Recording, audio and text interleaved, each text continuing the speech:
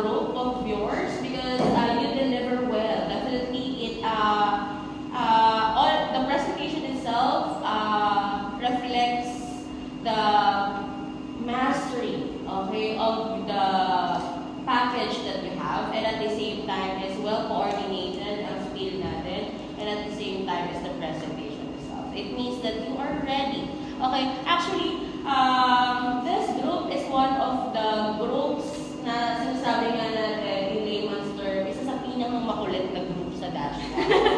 Okay, yung kada keyboard, miss na, I miss, oo, di ba? But definitely, those kakulitan of yours, okay, definitely has a return output, has a good, okay, outcome at the end of the day. Because, okay, almost all of the presentation, almost all of the things that you presented today are very flawless, okay?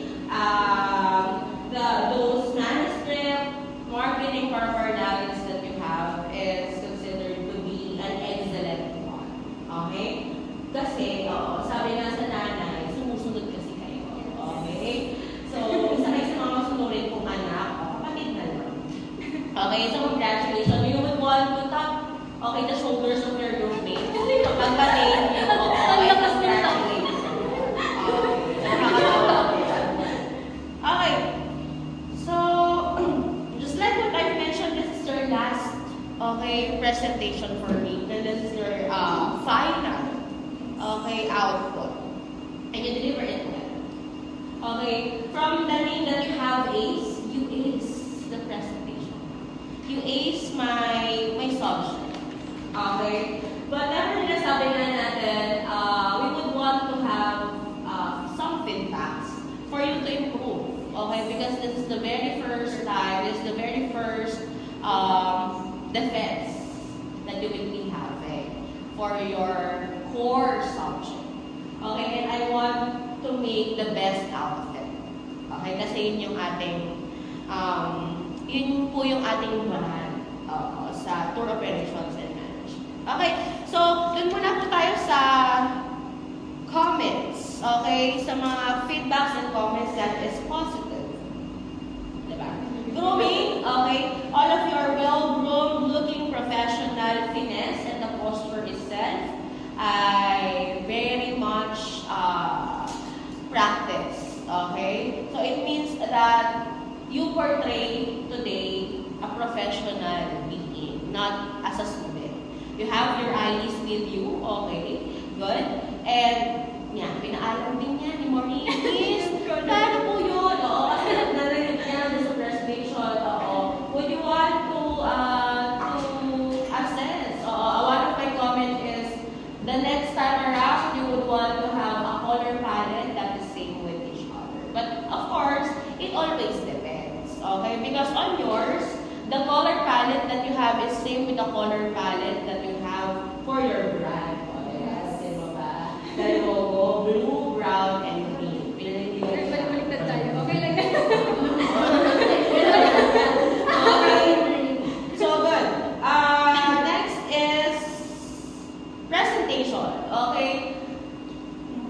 The two of you intends to have a modulated voice. Actually, on the very first part, all of you has a good communication skills and has a modulated voice. Okay? But I don't know what happened on the middle part up to the end.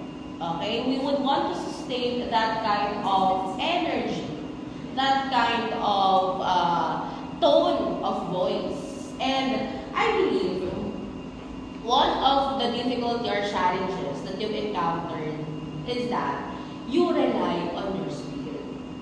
Right? That's why, at some point, diba, there is a monotone voice during the presentation. Okay? Why? Because we intended to read the spirit. Even though you practice, since you are on the midst of the presentation, you have pressure, okay, with you, with the time of the presentation, nakakalimutan natin siya. Okay? But one thing is for sure, okay, your spiel is very much congruent, on the presentation, on the content of your PowerPoint presentation. And I want to comment with that, okay, because I cannot see the skill that you have is not written on the manuscript. Most of the time, it is your own idea. Okay, it is, diba? You deliver it based on your understanding. But the next time that you will want to present, since that is your idea, you will want to put, okay, that on an index card alone. And the one that is written on your index card are only keywords. And for you to deliver well, based on your understanding as the presenter, you would want to glance on the PowerPoint and glance on the panelists. Yun yung nawawala. Why? Because one aspect of communication skills is, of course, what? Yes, you would want to maximize an eye contact tinutulungan sa tour guiding, right? Because it depicts sincerity during the presentation. But that means the one that I am presenting, the one that I am selling is what? Our own product. I am sincere that this tour package will give you a total package or a total experience. Okay? That is very much visible, that is very much trending, ganon. So that is one thing that you would want to improve. Okay? But overall, on the presentation, you deliver it. Okay? So what else? The PowerPoint presentation is very vibrant and it emphasizes your brand as a whole. Okay? Well-coordinated spiel and of course the presentation. Okay? Alam ko naman, even though tatlo lang tayo, diba? Compared to the other groups, you are only 3. That means when it comes to tasking, you're very much bombarded. But there is a pros and cons. Okay? There is pros because you are only talking to a minimal person. Meaning, sa pakikisama, okay, short, konti na pakikisamahan nyo. Okay? And you know each other well.